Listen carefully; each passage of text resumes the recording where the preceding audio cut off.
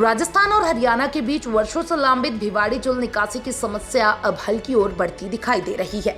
सोमवार को राजस्थान के मुख्यमंत्री भजनलाल शर्मा और हरियाणा के मुख्यमंत्री नायब सैनी के बीच फोन पर महत्वपूर्ण बातचीत हुई, जिसमें दोनों नेताओं ने आपसी समन्वय से इस जटिल मुद्दे के स्थायी समाधान पर सहमति जताई।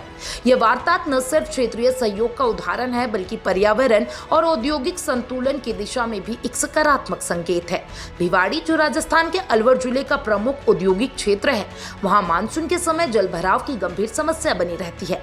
इसका प्रमुख कारण यह भी है कि भिवाड़ी का भौगोलिक स्वरूप ऐसा है कि बारिश का पानी हरियाणा की ओर स्वाभाविक रूप से बहता है, लेकिन हरियाणा सीमा पर जल निकासी की पर्याप्त व्यवस्था न होने के कारण पानी वहीं रुक जाता है, जिससे उद्योगों और रिहायशी इलाकों में जल जमाव हो जाता है।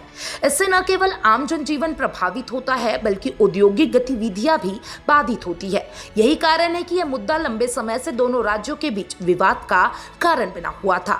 अब दोनों मुख्यमंत्रियों की सहमति से उम्मीद जगी है कि यह समस्या जल्द ही इतिहास बन जाएगी।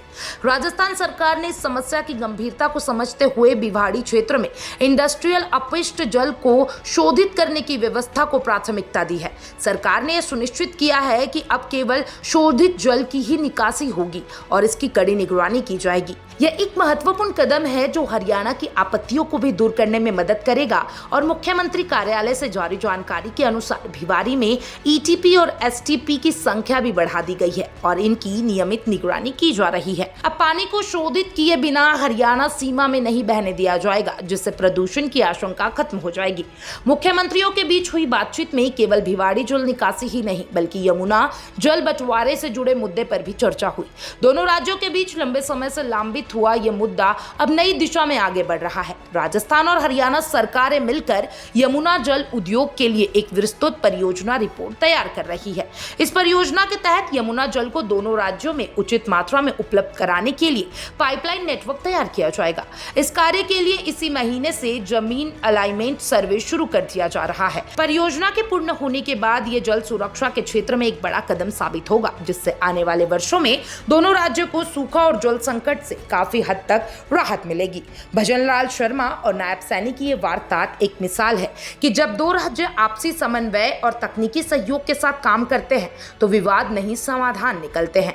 जल निकासी और जल बंटवारे जैसे मुद्दे राजनीतिक नहीं, बल्कि पर्यावरणीय और सामाजिक महत्व के होते हैं। यह सहयोग न सिर्फ भिवाड़ी और हरियाणा सीमा पर रहने वाले लोगों को राहत देगा, बल्कि दोनों राज्यों के औद्योगिक विकास और पर्यावरणीय संतुलन को भी मजबूती देगा। राजस्थान और हरियाणा के मुख्यमंत्रियों के बीच हुई इस वार्ता को भिवाड़ी जल निकासी और यमुना जल बंटवारे जैसे वर्षों पुराने मुद्दे को सुलझाने की दिशा में एक ऐतिहासिक कदम माना जा रहा है। तकनीकी और प्रशासनिक स्तर पर जो सहमति बनी है, अगर उसका क्रियान्वयन समयबद्ध और ईमानदारी से होता है तो यह दोनों राज्यों के संबंधों को नई मजबूती देगा। जल प्रबंधन के क्षेत्र में यह एक मॉडल केस बन सकता है, जिसे अन्य राज्यों को भी अपनाना चाहिए। जल है तो कल है, और अब लगता है इस कल को संवारने के लिए राजस्थान और हरियाणा मिलकर आगे बढ़ चुके हैं। आप क्या सोचते हैं इसके बारे में कमेंट बॉक्स में जरूर बताइएगा और तमाम ऐसे अपडेट्स के लिए चैनल 4 न्यूज़ राजस्थान के साथ बने रहे।